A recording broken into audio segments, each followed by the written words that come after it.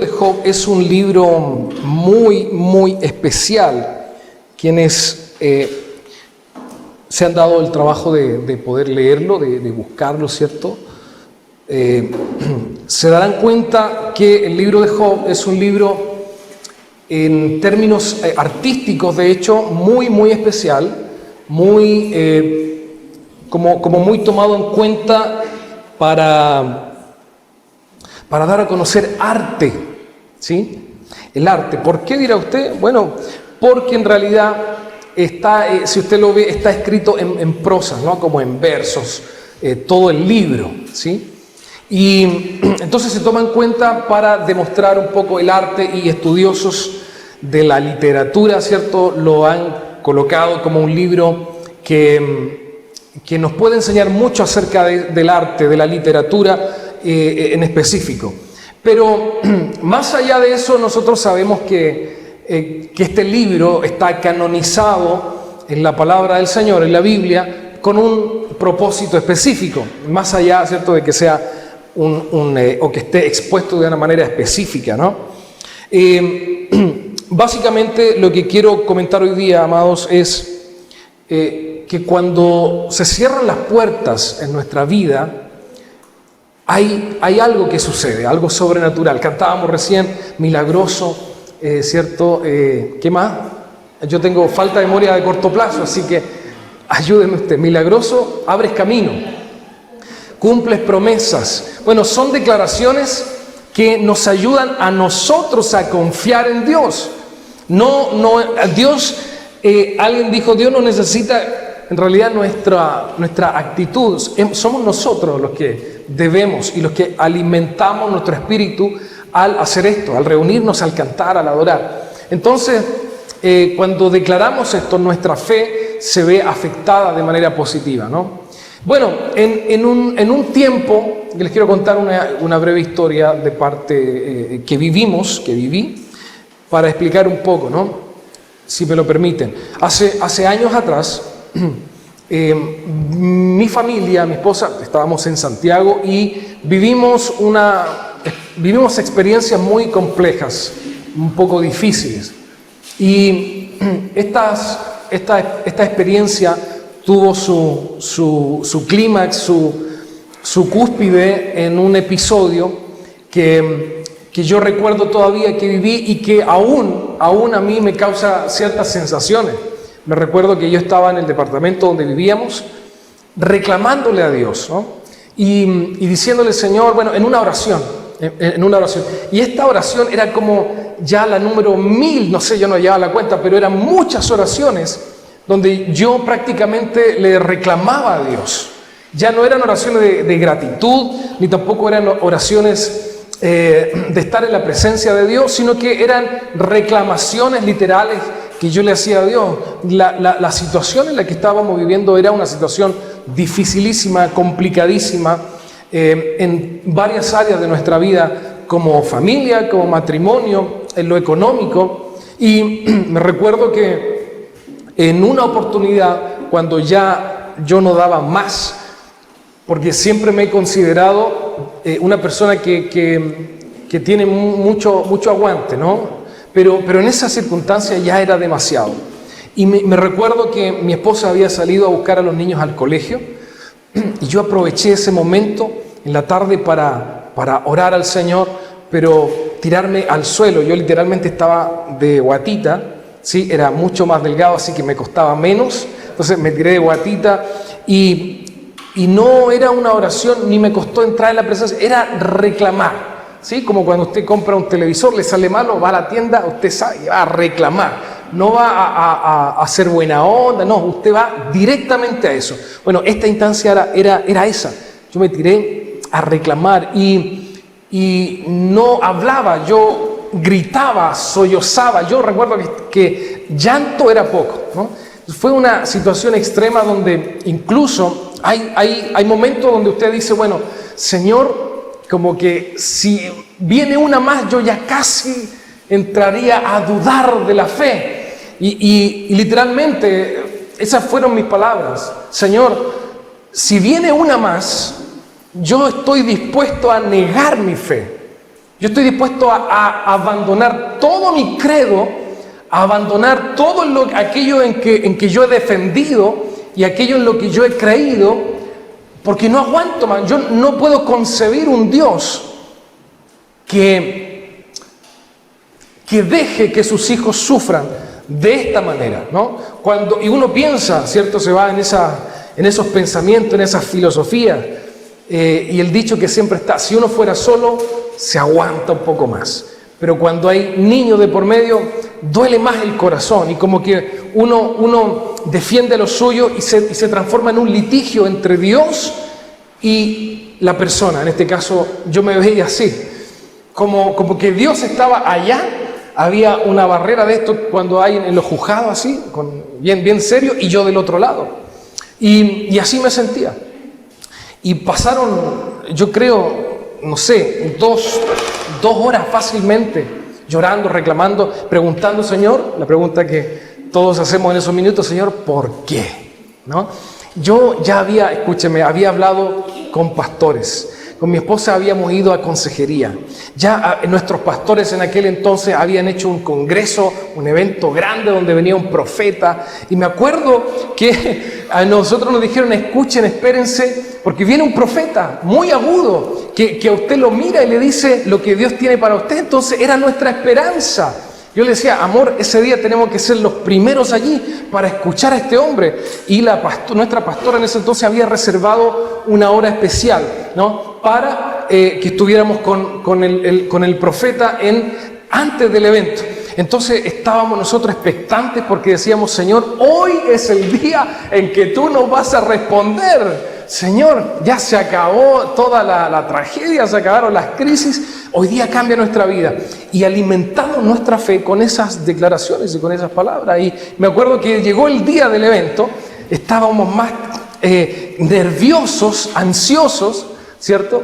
Y me recuerdo que la pastora, antes de salir nosotros de la casa a la iglesia, nos llama y nos dice: ¿saben qué? Les tengo una noticia. ¿Cuál es la noticia, pastora? Bueno, me llamó el profeta y dice que no va a poder venir. Cuando me dice eso, yo pensaba: Señor, ya el vaso está rebalsado, o sea, ya esto es demasiado, no puede ser. Y como que me sentí, yo sé que usted me entiende la sensación, y perdone que lo grafique así, pero me sentí como un ratón en un laberinto al cual le cierran intencionalmente todas las salidas, ¿no? Como que uno va buscando, ¿cierto?, pero se cierra la salida. Y en ese minuto, después, gracias a Dios, bueno, para hacer la historia un poco más corta, ya la realidad después fue otra, entendimos ciertas cosas, pero en ese minuto fue difícil. Yo creo que difícil ni siquiera lo alcanza a graficar. Fue complicado, fue estresante, nos sentimos muy mal, miles de cuestionamientos. Y me acuerdo de Job, recordé en días, meses después de ese episodio, recordé a este hombre, a Job, que muchos nos han enseñado y nos ponen a Job como ejemplo, ¿no? Nos ponen a Job como una persona que lo tiene todo, que es muy recto. Sin embargo, vamos a revisar quién fue Job, porque si nos vamos a Job capítulo 30, verso 20, dice: a ti clamo, oh Dios, pero no me respondes. Me hago presente, pero tú apenas me miras. O sea, tenemos a un Job que no es que sea impío. Tenemos a un Job creyente. Hay un Job, un hombre íntegro, ¿cierto?, que clama, ni siquiera ora. Vamos a revisar en otro día la especificación acerca de la oración, del clamor, cuáles son las diferencias. Acá este hombre clamaba a Dios. Y la palabra de Dios dice que cuando la iglesia clama, Dios responde, ¿no? Pero Job está diciendo: Señor, clamo a ti, pero no me respondes. Me hago presente, pero tú apenas me miras. O sea, hay una indiferencia de parte tuya, Señor, que es lo que sucede. Bueno, Job era un hombre intachable. Vamos al capítulo 1 de Job, por favor. Entonces, recordándome en esos días, esta palabra del Señor, yo leía después del episodio que le estoy contando, yo leía este versículo. Y hoy día, en esta semana, Dios me instaba a hablar de Job, a hablar de por qué las puertas se cierran muchas veces. ¿Qué pasa con las puertas se cierran y qué pasa con Dios? ¿No? Entonces veamos una pequeña, usted sabe que me gusta dar un contexto para entender bien, ¿no? El verso 1 del capítulo 1 de Job dice, en la región de Uz, estoy leyendo, esta es versión NBI, así que puede cambiar si usted tiene otra versión. En la región de Uz había un hombre recto e intachable que temía a Dios y vivía apartado del mal. Fíjese por favor este hombre quién era. Este hombre se llamaba Job, tenía, escuche bien, 7 hijos y 3 hijas, era dueño de 7,000 ovejas, 3,000 camellos, 500 yuntas de bueyes y 500 asnas. Mi amor, y usted se queja de un perro que nos llegó hoy día, de una mascota. Entonces, este hombre era un hombre millonario, un hombre rico en la región, ¿sí? Sus hijos acostumbraban turnarse para celebrar banquetes en sus respectivas casas e invitaban a sus 3 hermanas a comer y beber con ellos. Una vez terminado el ciclo de los banquetes, ¡wow!, qué impresionante, Job se aseguraba de que sus hijos se purificaran. Muy de mañana ofrecía holocausto por cada uno de ellos. Imagínense lo que significa eso, ¿no? 7 holocaustos. No sé si usted ha leído cómo se hacían los holocaustos. Era un proceso, o sea, no era matar al animal y quemarlo, era un proceso de partir las ciertas partes. Todo estaba normado por la ley de Moisés, ¿verdad? Entonces, 7 bueyes, 7 tremendos animales, imagínense lo que era. O sea, si estos muchachos eran buenos para el carrete, pobre Job, ¿no? Pobre Job. Pero lo que quiero destacar en estos primeros pasajes es que Job primero era un hombre de renombre. De acuerdo al libro, yo no sé si usted lo ha leído, si no lo ha hecho, le invito a que lea todo el libro de Job, pero de acuerdo al libro usted va a descubrir ciertas cosas de este hombre. Por lo que se ve, Job trabajaba en leyes, ¿no? De aquel entonces como en un juzgado, ¿sí? Era una suerte de personaje de un cierto estándar reconocido en la región y que tenía un círculo cerrado de amistades, ¿ya? Por las amistades que vamos a ver después, vemos que Job era un hombre de buen dialecto, era un hombre preparado, le gustaba filosofar, le gustaba conversar de ciertos temas con amigos o con un círculo muy, muy cerrado. Y por lo visto era una persona que trabajaba, ¿cierto?, en litigios, ¿ya? Litigando. Vamos a revisar algunos pasajes que nos dan esas luces. Entonces, Job primero era un hombre rico en su región. La palabra de Dios dice que desde el oriente era el que más resaltaba, o sea, el reconocido, era famoso y tenía mucho poder adquisitivo, ¿ya? O sea, 7,000 ovejas quizá hoy día no es tanto para la gente que tiene mucho ganado, pero en aquel entonces donde las ciudades eran de 300,000, 200,000 habitantes, tener 7,000 ovejas, 3,000 camellos, era porque tenía muchos recursos, mucho dinero. ¿Amén? Segundo, era un hombre miedoso, característica de Job. Era como lo que hoy día conocemos como hipocondriaco. ¿Sí? ¿Has escuchado esa palabra? Ah, es que eres hipocondriaco. Entonces, ahora, había una razón para eso, ¿sí? No es solamente que Job tenía miedo o vivía con temores por vivirlo o porque era así. No, esto obedecía realmente al trabajo. O sea, él era litigante, apresaba a los malhechores, daba ciertos veredictos. Por eso la palabra de Dios comienza así, diciendo que él hacía lo correcto. O sea, en cuanto a la ética, en cuanto a la moral, ¿cierto?, Él hacía lo correcto de acuerdo al trabajo. Y aquí hay algo muy importante, amados. El trabajo de Job le hacía a él comportarse de manera íntegra, no Dios.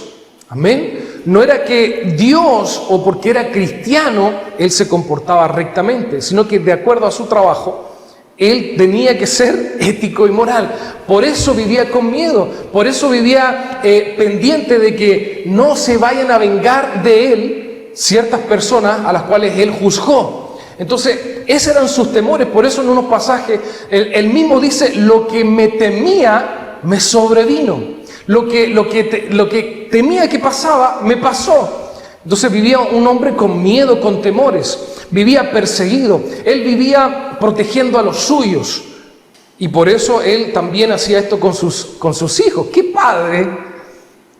Bueno, deben haber, ¿cierto? Pero qué padre con 10 hijos los purifica él. O sea, uno dice, bueno, a cierta edad nuestros hijos tienen que ellos tomar una decisión y ellos velar por sus almas. Pero este padre guardaba mucho la integridad, no solo de él, sino que de los suyos, de su familia, y mucho las apariencias. Amén. Y eso no quiere decir que estaba malo, eso era correcto y era visto delante de Dios. Entonces, tan acaudalado era que sus hijos se turnaban para hacer banquetes, ¿de acuerdo? Entonces, una vez que terminaban los 7 de dar banquetes, Job tenía que purificarse, ¿cierto? Y pagar ofrenda de purificación por si sus hijos habían pecado, por si sus hijos habían hecho algo mal. Recuerde que estamos viendo un episodio de la ley, no de Jesucristo en adelante, y cambian un poco las cosas de acuerdo a la intención del corazón. Pero en la ley era, la hice, la pago. Por lo tanto, más allá de la intención, sus hijos eran justificados, eran purificados por este sacrificio que Job hacía. Y fíjense lo que pasa en el verso 6. Llegó el día en que los ángeles debían hacer acto de presencia ante el Señor, y con ellos se presentó también Satanás. En otra versión dice el ángel acusador. Y el Señor le preguntó, ¿de dónde vienes? ¿Qué has estado haciendo? Ocioso, ¿no?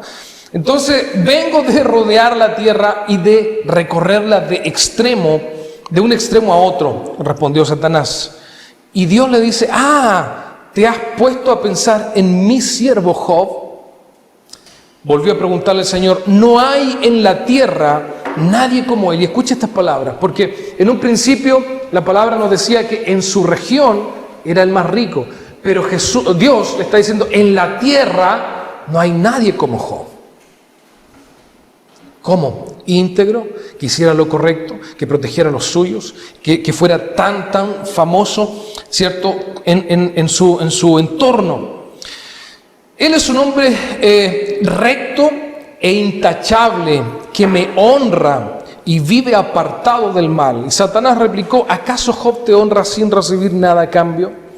¿Acaso no están bajo tu protección él y su familia y todas sus posesiones? De tal modo has bendecido la obra de sus manos, que sus rebaños y ganado llenan toda la tierra. Pero extiende tu mano y quítale todo lo que posee, a ver si no te maldice en tu propia cara. Mire el diálogo que Dios tiene con Satanás. Entonces establezcamos ciertas cosas. Primero, era un hombre rico en su región, reconocido. Segundo, era un hombre hipocondriaco, miedoso, temeroso. Y tercero, tenía su fe, puesta en su propia integridad. Veamos Job 27 del 1 al 6. Por favor, Job 27 del 1 al 6. Ya voy para allá. Job 27, 1 y 6 dice, juro por Dios. Aquí está hablando Job. Juro por Dios, el Todopoderoso, quien se niega a hacerme justicia, quien me ha amargado el ánimo, que mientras haya vida en mí y aliento divino en mi nariz, mis labios no pronunciarán maldad alguna, ni mi lengua profetizará mentiras. Jamás podré admitir que ustedes tienen la razón. Mientras viva, insistiré en mi integridad. Insistiré en mi inocencia. No cederé. Mientras viva, no me remorderá la conciencia. A ver, ¿qué pasa en esta situación? Job, de la noche a la mañana, después de todo lo que leímos, de todo lo que tiene, de todas las posesiones, de toda la riqueza, de todo el bienestar, de toda la fama, de toda la integridad de la cual él hace fama, se cae de la noche a la mañana. Vienen los siervos, ¿cierto? Su gente, uno tras otro, a traerle pésimas noticias. Y Job, sabiendo que es un hombre íntegro, porque aquellos que caminan en integridad lo saben, ¿cierto? Nadie dice, oye, tú eres íntegro. Y uno dice, ¿en serio? No tenía idea. No, uno sabe que camina en integridad. Uno sabe uno sabe del pecado, ¿sí? Entonces, Job sabía que era un hombre íntegro. Job sabía que era el hombre más rico en su región. Por lo tanto, descansaba en una posición. Y aquí hay algo peligroso. Cuando usted y yo descansamos en ciertos logros o en ciertas posiciones, ya sea físicas, económicas e incluso espirituales. ¿Cuántos hijos del Señor, cuántos siervos de Dios descansan en el hecho de que han alcanzado cierto nivel, cierto estatus, cierto renombre, cierta posición? Muchos descansan en sus pedestales, en sus atriles, ¿no? Entonces, cuando descansamos en ello y no descansamos en el hecho de nuestra relación con Dios, entonces sucede o nos volvemos vulnerables ante los ojos y la búsqueda de Satanás. Porque acá tenemos al ángel acusador y aquí hay un cierto quiebre de teología, porque por alguna razón en su versión más tradicional dice el ángel acusador y no Satanás. Así que hay que buscar allí un poco en su casa, tarea para la casa, ¿cierto? ¿Qué significa? ¿Por qué lo llama ángel acusador y no Satanás? Entiendo que en esta versión sale así para que lo podamos comprender, pero hay cosas teológicas detrás que sería interesante revisar. Resulta que este personaje anda viendo, anda buscando, pero no le es permitido acercarse a nosotros, ¿verdad? Sino pasa por Dios.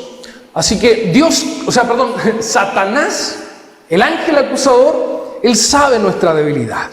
Él sabe y por eso le dice, lo tienes bendecido, lo tienes prosperado. Siempre camina en victoria porque está de tu mano. O sea, las posesiones que él tiene, él mismo y su familia están bajo tu protección. Por eso es que te sirve, por eso es que te adora, por eso es que viene a los cultos y alaba y canta. ¿Por qué? Porque más allá de todo, él está descansando, Job está descansando en un equilibrio económico, espiritual, social, laboral, etcétera, etcétera. Cuando en una oportunidad, en una actividad, me tocó hablar acerca de la resiliencia. Y la resiliencia muchos la confunden con la perseverancia, con la constancia, que son sinónimos chiquititos, pero resiliencia tiene una connotación mucho más sacrificadora de parte de aquellos que la viven o que la practican.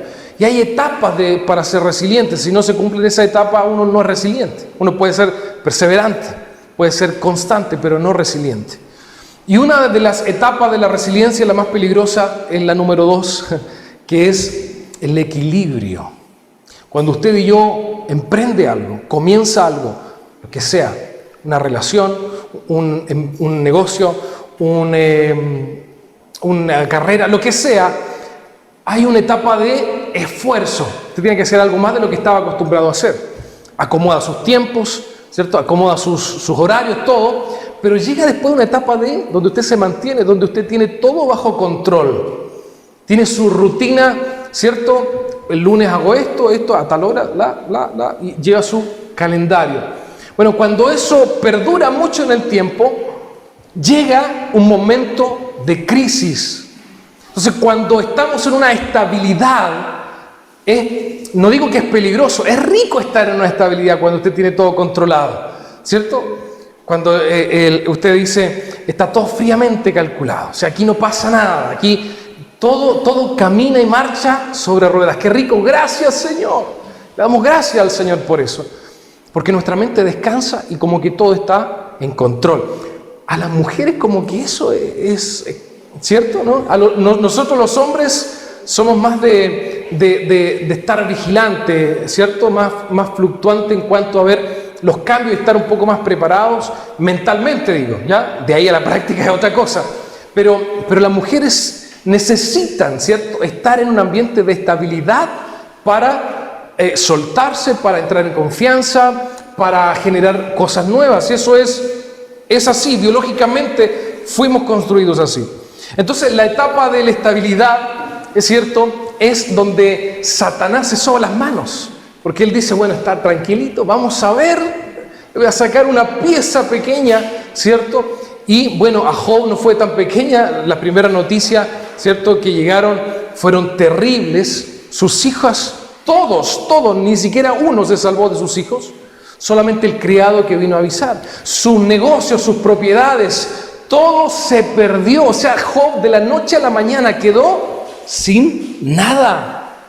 Ahora, fíjese que la integridad de Job, en la cual él había ya desarrollado, le hizo decir en un momento, quitarse la ropa y decir, Señor, ¿cómo dice que dijo?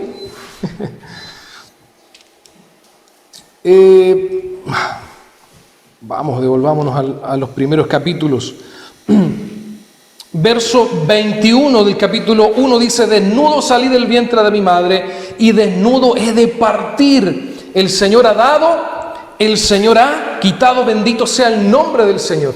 Aquellas palabras que Job pronuncia y que nosotros decimos, wow, me gustaría ser como Job, ¿cierto? Que pase lo que me pase, yo diga, Señor, tú diste, Jehová dio, Jehová quitó, sea el nombre del Señor alabado. Pero lo que hay detrás de Job, en este episodio donde él está con sus vestiduras rajadas, ceniza en el pelo, ¿cierto?, en presencia de sus criados, fíjese lo que es eso, de sus empleados, verse tan vulnerable, bueno, era costumbre en aquellos entonces. Pero lo que hay detrás no es una confianza plena en Dios. Lo que hay detrás es una confianza en la integridad y en el modo de vivir de Job de acuerdo a sus labores. ¿Sabe, amado, por qué? ¿Por qué digo esto con tal seguridad? Porque cuando viene una crisis, por lo general las crisis se manifiestan en puertas cerradas. Uno tiene la confianza cuando tiene varias posibilidades, ¿cierto? Acuérdese cuando veíamos todos de chicos Sábado Gigante, ¿se acuerdan, no?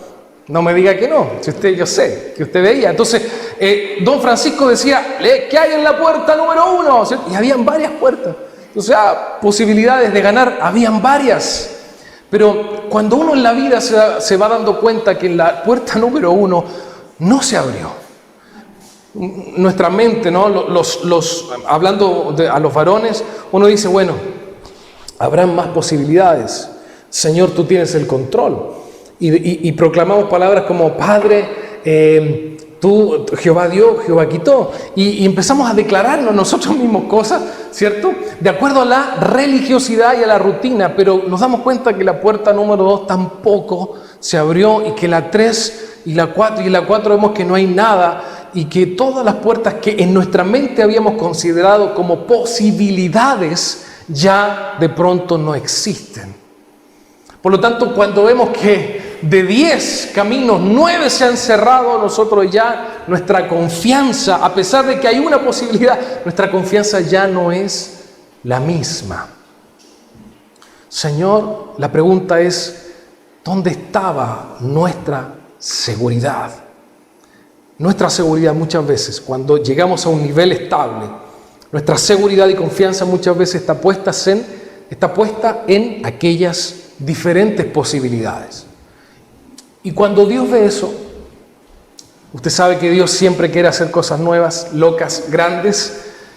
Y cuando Dios ve eso, entonces dice, no, yo quiero llevar a mi hijo, lo que por mucho tiempo hemos escuchado, ¿no?, a un segundo nivel, a un nivel mayor, a un nivel más alto, en todo. Siempre voy a recordar al libro de Pedro, cuando él dice: amado, yo deseo que seas prosperado en todo, así como prospera tu alma, que tengas salud y seas bendito. Entonces, el deseo de Dios es prosperarnos en todas las áreas.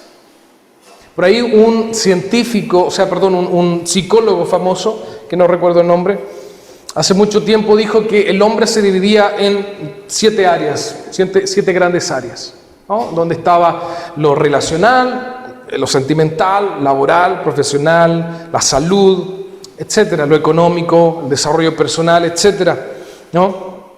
Nosotros como que siempre encajonamos todo el ser humano en 3 nomás, ¿no? Cuerpo, alma y espíritu.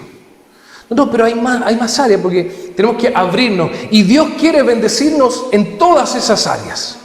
Dios quiere prosperarte en todas las áreas. Pero cuando en todas las áreas vemos puertas cerradas, se produce una crisis existencial que nos lleva a momentos como los que tuve en aquella oportunidad, o como de una manera mucho más exponencial lo tuvo Job, ¿cierto? Era íntegro, escuche bien esto, Job era íntegro, pero con los suyos. Él no hacía daño, dice la Escritura. En otra versión dice: no le hace daño a nadie, pero tampoco hacía el bien a nadie, más o solamente de acuerdo a su labor. Vemos que Job tiene 3 amigos, y se destila del libro de Job los discursos, ¿cierto?, que cada amigo tiene.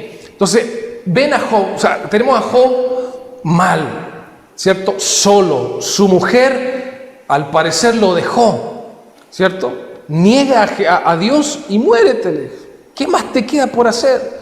Perdimos todo. Yo he visto gente que ha perdido todo. Una oportunidad mi papá nos contó la historia donde él trabajaba, una empresa gigante, una constructora en Santiago. De la noche a la mañana, un personaje de las finanzas allí se robó todo el dinero. De la noche a la mañana quedaron quebrados, miles de empleados sin trabajo, y los dueños tuvieron la vergüenza de ser embargados, de sacar a sus niños de colegios caros. Uno de ellos se suicidó, no aguantó las deudas, todo mal. Imagínense cómo estaba Job. Su señora lo abandonó, solo, con llagas más encima, con heridas, no se podía tapar porque todo lo que se ponía le hacía daño en su cuerpo. Visualmente horrible, ¿cierto? Algo que nadie quiere experimentar ni tampoco ver. Pero tiene amigos Job, y llegan los amigos. De lejos supieron la noticia, y a pesar de que no querían, dice la Escritura, no querían mucho meterse en el asunto con Job, pero el cariño que le tenían hizo, ¿cierto?, ganó, y fueron a visitar a Job. Y en sus escritos le dice Job: sabes que estamos tan preocupados por ti que te vemos así. Ahora tú necesitas la ayuda que otros te dan, que tú habías dado antes.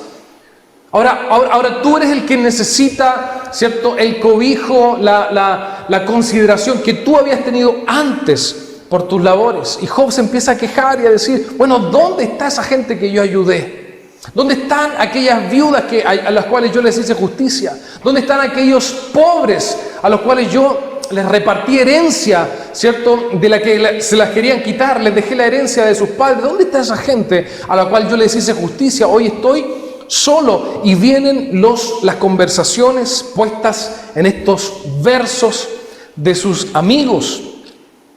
Amigos como Elifaz, amigos como Bildad, y amigos como Sofar, 3 amigos tan íntegros y tan éticos como Job.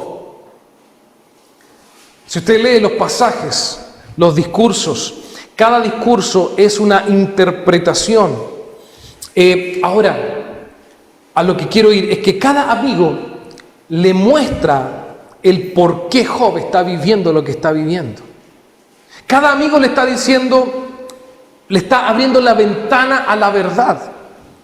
Ahora, Job, el error que cometió es haberse quedado en su propia opinión, haber defendido su propia integridad y no haber dicho, Señor, ¿verdad? Lo que mis amigos están diciendo es cierto. ¿Y qué quiero decir con esto? Que cada vez que tenemos una crisis, amados, cada vez que las puertas están cerradas, no es porque muchas veces porque hayamos pecado, porque hayamos hecho algo mal, porque en alguna ocasión ni siquiera es Satanás, ¿cierto? Muchas veces le echamos la culpa más al acusador, pero Job reconoce que es Dios quien lo ha dañado, y lo acabamos de leer en el verso 27. Juro por Dios, el Todopoderoso, quien se niega a hacerme justicia. Es decir, Él sabe varias cosas. Primero, Él sabe que es íntegro y defiende su postura. Por eso Él dice, le dice a los amigos y se llega a enojar con ellos. Les dice, yo no quiero escucharlos más. ¿Qué son estas palabrerías vanas que ustedes me vienen a decir? De entre los 4 que vemos acá, yo soy el más preparado. Sus amigos en último minuto dicen, ok, no vamos a intervenir más. No lo pudieron convencer. Y llega el momento, amados, cuando todo está perdido, que Dios envía a una persona. Dios levanta a alguien. Dios despierta a alguien menos preparado, que no es del entorno de Job, para transmitir un mensaje. Y es quien no deja entreabierta, sino que abre la puerta a la verdad que Job no quiere ver. Porque si usted leyendo todo el libro se va a dar cuenta que Job sigue insistiendo en su integridad. Él dice, Señor o Dios, si yo no he matado a nadie, yo soy íntegro, no peco, no fumo, no tomo. ¿Vio que la gente dice así? No he matado a nadie, soy bueno, Padre. Si yo soy bueno, ¿por qué tengo que ir a la iglesia? ¿Por qué tengo que hacer esto? ¿Por qué soy pecador si yo soy bueno? Y Job estaba en esa postura, diciendo, soy el más íntegro de la ciudad, yo sé. Y tú, Dios, no me quieres escuchar, no me quieres hacer justicia. En su mente estaba tan impregnado sus labores de su trabajo, que él en unos pasajes dice, en el litigio Dios no quiere hacerme justicia. Es como que si él se imaginara a Dios, ¿cierto? Y a él y a otro juez. Pero resulta que Dios no está en esa posición. Dios es el juez. Dios es el que está allí. Y él reconoce, ¿qué le voy a ir a decir yo a Dios si voy a perder? Y muchas veces en aquel episodio que yo le cuento, yo sé que quizá usted lo ha vivido, uno sabe que tiene que orar. En la crisis usted sabe que tiene que adorar. En la crisis usted sabe lo que tiene que hacer. Usted sabe que hay que buscar de Dios más que nunca, pero nuestro razonamiento nos dice, pero ¿qué le voy a decir a Dios si Él ya lo sabe todo? ¿Qué tengo que estar yo diciéndole? Yo tengo que estar buscando la salida en vez de estar con Dios. Yo tengo que estar viendo qué otra puerta puedo ir a golpear para que se me abra. Y por allá hay una salida y vamos para allá, cuando Dios de lejos nos está diciendo, por allá no es. No es la puerta que yo quiero abrir. No es la salida que yo quiero dar. Es más, no quiero la vida que estás llevando. Porque si Dios nos ha traído, y aquí hay un poco de razonamiento, ¿no? Dios no crea algo para hacerlo sufrir. Dios no ha hecho una creación tal como lo rescata Job en sus líneas. Él dice, no creo que Dios me haya hecho para pasar o padecer sufrimiento.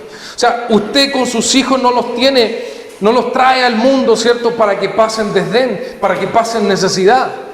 Usted los protege, los cuida, les da lo mejor. Le busca buenos colegios, le compra la mejor ropa que puede, le da el mejor alimento, lo lleva al doctor, al nutricionista, ¿cierto? Entonces, ¿por qué Dios, siendo un Padre bueno, nos hace pasar o nos cierra estas puertas? ¿Qué hacemos, Señor? Entonces tenemos a Job ahí, nublado perdido, pero con un problema, no queriendo reconocer la verdad. Y llega Eliú. Cuando las puertas se cierran, amados, nuestros razonamientos no sirven de nada si no existe una introspectiva. Job 32, verso 6. Tranquilo. Job, capítulo 32, verso 6. No sirve de nada. Sí, no sirve de nada seguir golpeando puertas. No sirve de nada diciéndole a Dios, abre los cielos. No sirve de nada pedirle al Señor que abra puertas si en medio de la crisis no hay una revisión, una introspectiva personal. Dije verso 32, verso 6. Llega este joven, Eliú, dice, yo soy muy joven y ustedes ancianos. Es decir, llega Eliú, estaban mirando los discursos, estaban mirando la conversación que tenían los tres amigos con Job, las disputas, tanta filosofía, tanto pensamiento que había en sus palabras. Y llega Eliú enojado y dice, yo soy muy joven y ustedes ancianos, por eso me sentía muy temeroso de expresarles mi opinión. Ustedes son expertos, yo soy un chiquillo nada más. Pero me dije que hable la voz de la experiencia, que demuestren los ancianos su sabiduría, pero lo que da entendimiento al hombre es el espíritu que en él habita y el hálito del Todopoderoso. No son los ancianos los únicos sabios, ni es la edad la que hace entender lo que es justo. Este joven Eliú estaba escuchando los diálogos que tenían los amigos con Job. Y el diálogo de sus amigos con Job es, Job, Dios es bueno, Dios te va a sacar de esto. Job, tranquilo, tienes que hacer esto, otro, y Dios va a abogar por ti, y Dios va a abrirte puertas, así que tranquilo, tú eres íntegro, y Dios no abandona a los íntegros. Y quizás, amado, en otro tiempo yo te estaría diciendo, y Dios va a abrir cielos para ti, pero no es así como Dios trabaja. No es así como Dios actúa. Eliú, viendo todo esto, dice, tanta edad que tienen ustedes y no son sabios. Yo les voy a decir lo que pasa, dice Eliú. Les ruego, por tanto, que me escuchen. Yo también tengo algo que decirles. Mientras hablaban, me propuse esperar y escuchar sus razonamientos mientras buscaban las palabras. Les presté toda mi atención, pero no han podido probar que Job esté equivocado. O sea, tenemos a un Job autoconvencido de que él está bien. Señor, eres tú el error. Eres tú quien no me quiere escuchar. Eres tú quien me cerró las puertas. Pero Eliú dice, no.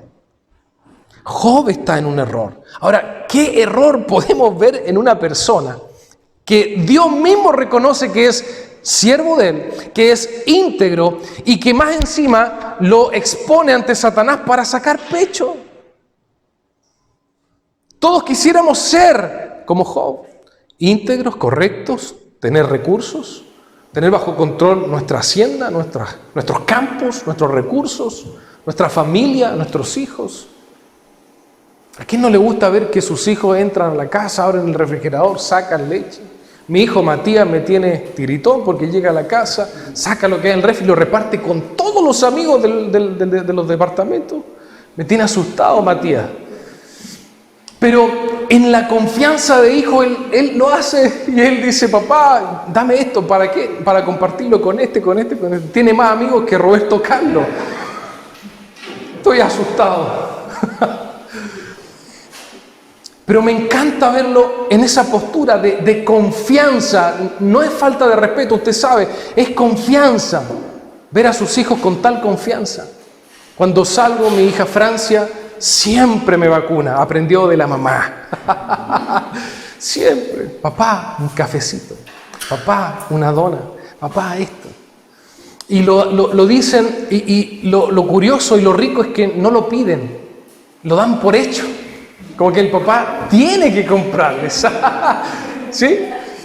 Así que de ahora estoy saliendo solo a hacer trámites al centro, no voy con nadie. Pero la confianza que ellos tienen, ¿no? A mí me da un gusto y una satisfacción como padre enorme. Porque ellos saben que en casa siempre debe haber. Y esa es su fe. Ellos no están cuestionando, pucha, mi papá habrá ido al supermercado, tengo unos amigos que me están esperando. No, ellos entran y sacan y toman y hacen posesión de lo que es suyo. Entonces, tal es la confianza de los hijos, que es correcto, está bien eso, ¿no? Pero por otro lado tenemos a Job, que está metido en su razonamiento, en su filosofía, ¿no? Y él exige, diciendo, Señor, eres tú el que está equivocado. Yo soy íntegro. Yo creo que Dios disfruta ver en ti la integridad. Él dice, wow, no pecó. Mira, y estaba solo, no pecó nada. Eso me da placer a mí, dice Dios. No pecó para que otros no lo vieran. No mintió para salir de algo, aunque fue a lo mejor perjudicado. No, lo hizo porque es lo correcto, y aunque estaba solo, eso me agrada tanto que hagan el bien. Por eso las parábolas, por eso el sermón del monte en el Nuevo Testamento, desde la gracia en adelante, habla de carácter y no de rituales. Antes era ojo por ojo. Antes, yo creo que acá, si no venían estas noticias de estos males contra Job, los hijos lo iban a dejar sin ganado porque eran buenos para la fiesta. Y cada fiesta era purificación, un animal más, otro animal más, 7 animales a la semana, imagínense lo que es. Antes el que se pillaba en adulterio era castigado. Pero Jesús dice, si usted piensa en otra mujer que no es la suya, en la mujer de su hermano, ya ha sido condenado. Así que nuestro carácter está en el Nuevo Testamento probado más que las actitudes, ¿no? Entonces, Job, sabiendo esto, siendo consciente de esto, dice, Señor, yo estoy bien. Y no hay peor, como dice el dicho, peor ciego que aquel que no quiere ver. Señor, yo estoy bien. ¿Para qué vinieron estos amigos tan elocuentes? Váyanse, si soy yo el que está bien. Yo no he pecado, no he matado, soy recto. Yo lo sé. Peligroso ese nivel de confianza o de autoconfianza, ¿no? Así que viene Eliú a irrumpir, y en algunos títulos de acá que yo tengo dice la irrupción de Eliú, el discurso de Eliú. ¿Y sabe qué? Dios está con Eliú. ¿Por qué? Porque cada vez que los amigos hablaban, Job los interrumpía. Pero cuando Eliú da sus 4 discursos, Job se queda en silencio escuchando, diciendo, ok, a ver, ¿qué es lo que tienes para decir? Y llegamos al capítulo 38, que dice el título, La respuesta de Dios.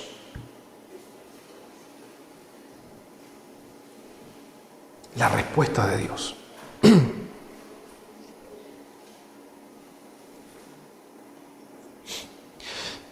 Cuando llega el momento donde no hay salida, estamos atrapados en esos momentos, ni a Dios queremos escuchar. Tendemos a cuestionar y sacar nuestras propias cuentas, lo que le pasó a Job. Ahora, cuando se cierran las puertas, amados, es momento de mirar al cielo. Porque las puertas son posibilidades humanas, pero el cielo es la dirección divina de Dios. Muchas veces nos hacen falta hombres, mujeres como Eliú o como Natán. ¿Se acuerda que David había pecado, dejó la embarrada? Y viene un profeta, jovencito también, Natán, y le dice, Rey, ¿qué pasaría si tú vieras a un hombre que haya pecado, que haya pensado en el mal, que haya puesto a un hombre en la guerra? Y le empieza a relatar la vida de David. Y David pajarito de Dios, dice, ese hombre debe morir. Pero cuando Natán le dice, David, rey querido, ese hombre eres tú. Recién ahí David dice, no puedo creer que yo haya hecho esto. Y dice la Escritura que se tira al suelo. El corazón de David es tremendo porque él está dispuesto a entregarlo todo por el perdón y favor de Dios, a diferencia de Job, que por su integridad, él decía, por mi integridad sé que voy a ser bendecido. Señor, mira, me he portado bien. Y son aquellas facturas y boletas y rendiciones de cuentas que muchas veces nosotros le decimos a Dios, Señor, yo te sirvo. Padre, yo me he portado bien. Señor, yo hago esto. Y empezamos a nombrar cosas que Dios ya sabe. Dios en el cielo muchas veces dice, hey, no me digas lo que ya sé. Dime aquello que quiero escuchar. Y eso es un arrepentimiento genuino de parte de nosotros, pero no desde el pecado, sino que de nuestra condición. Porque un arrepentimiento es, Señor, he pecado contra ti, ¿cierto? Y me arrepiento y te acepto en mi corazón, lo que ya hemos hecho todo, amén. Eso es un arrepentimiento que nos da la salvación. Pero hay otro arrepentimiento que es de nuestra conducta. Es lo que Dios estaba esperando de Job. Porque nadie es perfecto. Job quizá pensaba, aquí yo estoy en el nivel más alto, ¿quién me podrá venir aquí a mí a igualar el hecho de que haya tenido ese tipo de diálogos y las palabras que él les dijo a sus amigos? ¿No? Pero Dios esperaba algo más de Job. Y después de que Eliú lo enfrenta, viene la respuesta a todas las preguntas de Job, de parte de Dios. Y Dios le empieza a dar un recorrido desde que inició la crisis. Y le dice, Job, ¿quién es el que sostiene la tierra? ¿Quién es el que cubrió los mares y los cubrió con las nubes? ¿Quién es el que le puso límite a las aguas para que no se pasara el mar para allá?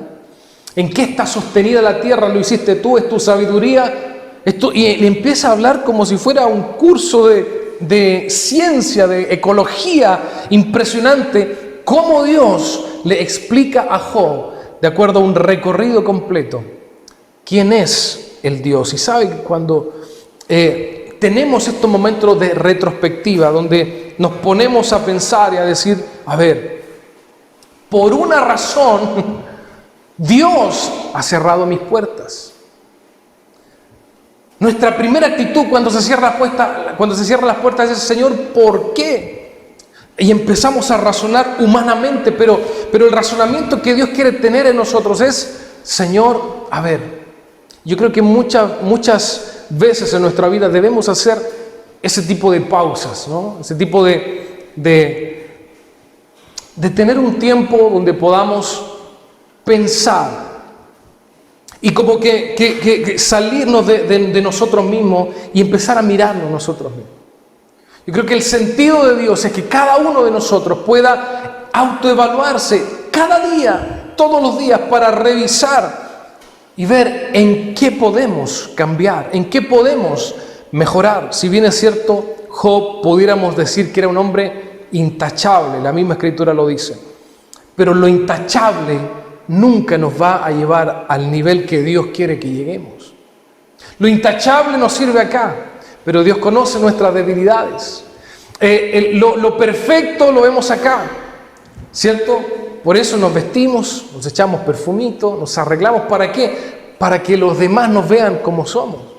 Pero Dios ve más allá de nuestras ropas, más allá de nuestra integridad visible, nos ve por dentro y Dios sabe aquello que debemos mejorar. El problema es cuando nosotros no vemos aquello que debemos mejorar. Y cuando eso ocurre, la única salida es rendirse. En todo el diálogo, Job tiene 42 capítulos. Recién en el último capítulo, Job reconoce todo lo que los amigos le decían que tenía que hacer. Recién en el último capítulo, en ningún otro capítulo dice Job, Señor, me arrepiento de mi condición, me arrepiento de mi orgullo, me arrepiento de esa sensación de tener todo bajo control. En ninguna parte, hasta que Dios le responde. En el capítulo 42 leemos: Job respondió entonces al Señor. Le dijo: yo sé que tú lo puedes todo. ¿Cuántos sabemos eso? Lo acabamos de cantar. Señor, tú lo puedes todo. Yo sé. ¿Qué me viene a decir a mí? Yo sé que tú puedes. Yo sé que pasan milagros. Yo sé que donde tú abres nadie puede cerrar. Yo sé que y hay canciones hermosas. Hay una que me gusta mucho, que la vamos a ensayar, hermana Joan. Eso. Que se llama Lo harás otra vez. Mi esposa, yo rayo con él y mi esposa me dice: cambia, por favor. Le digo: no, amor, porque quiero impregnarme, tú no me entiendes. Y bueno, ella tiene sus canciones también. Y también yo le dejo ahí su espacio, ¿cierto? Y ella tiene sus alabanzas preferidas y yo tengo las mías. Entonces, nosotros sabemos que Dios puede hacer las cosas de nuevo, puede abrir el mar de nuevo. El problema es que no creemos que lo puede hacer con nosotros. Sabemos que lo puede hacer con otros, pero pensamos que con nosotros nunca lo va a poder hacer, o todavía no, como que Señor me falta, ¿no?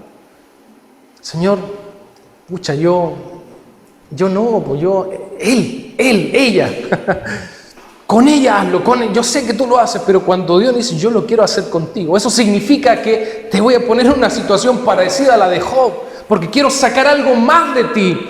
No quiero que confíes en tus propias fuerzas, en tus propios logros, en tus propios conceptos, en tu propia filosofía, en tus títulos, en tus conocimientos, habilidades. Y sabe que cuánto era una oración mía: Señor, cuánto tiempo yo confié en mis capacidades. Yo mismo me decía a mí mismo: Daniel, estás equivocado, has confiado en tus habilidades, en tu forma de hacer las cosas, en tu sabiduría. Y cuando estabas ahí, recién le pedías: Señor, úsame. Pero ya había determinado hacerlo, y es un poco el problema de Job. Pero Dios quiere que antes de hacer las cosas nosotros pongamos nuestra confianza. Saquemos nuestra confianza donde está depositada y la pongamos: Señor, ahí está mi confianza, eres tú. No me importa si tengo títulos, si no, logros, si no los tengo, si me creen, si nadie me cree, no importa, pero yo voy contigo, Señor. Y para eso tiene que haber una retrospectiva. Señor, no soy suficiente, te necesito tanto, Señor. Y que yo oro al Señor que nunca nos permita ser autosuficientes.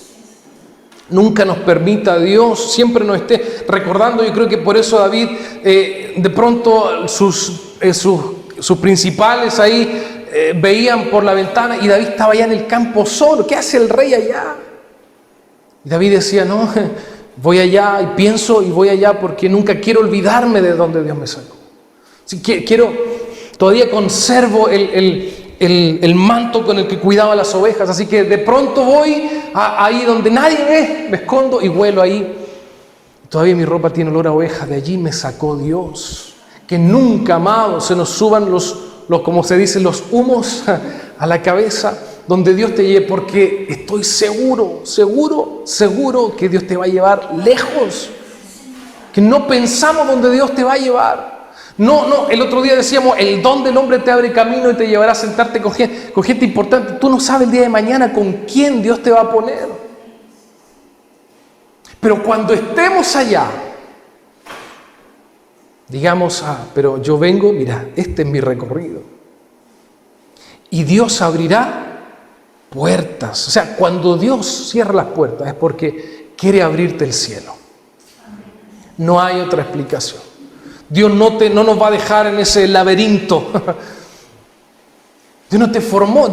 Hay una alabanza que dice: Dios no me ha traído hasta aquí para mirar atrás. Así es, mi amor, ¿no? ¿Sí? Gracias. Pero Dios no nos ha traído hasta este lugar, hasta esta posición, para dejarnos acá. Hay algo más y quiero que se ponga usted de pie mientras leo el último verso.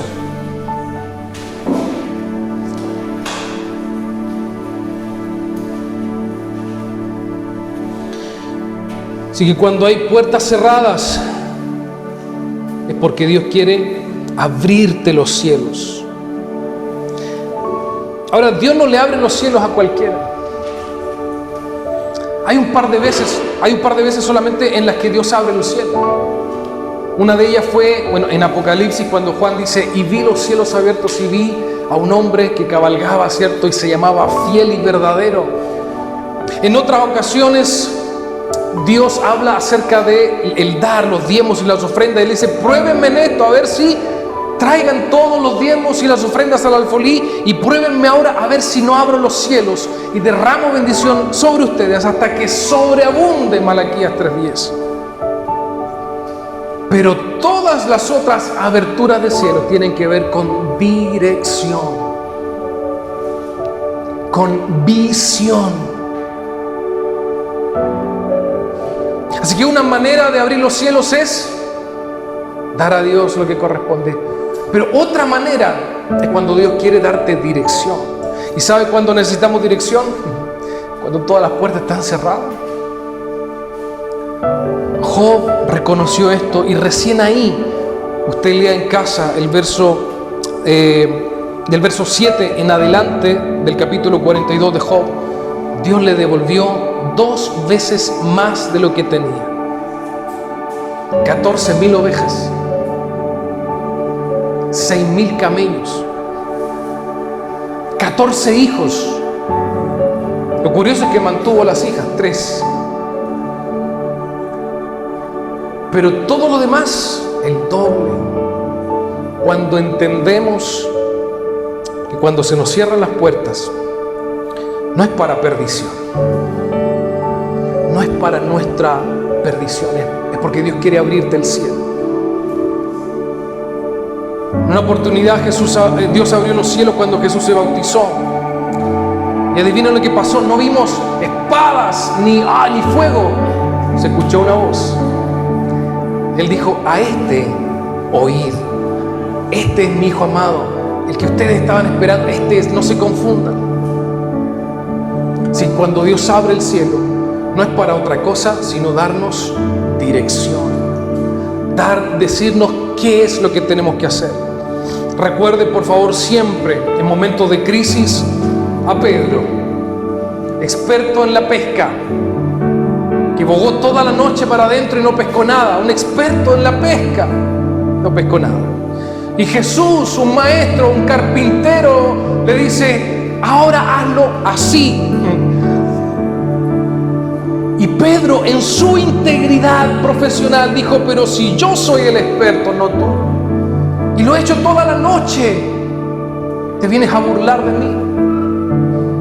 Yo no sé cómo Jesús lo miró, pero debió haber sido una mirada tan de cariño, de amor.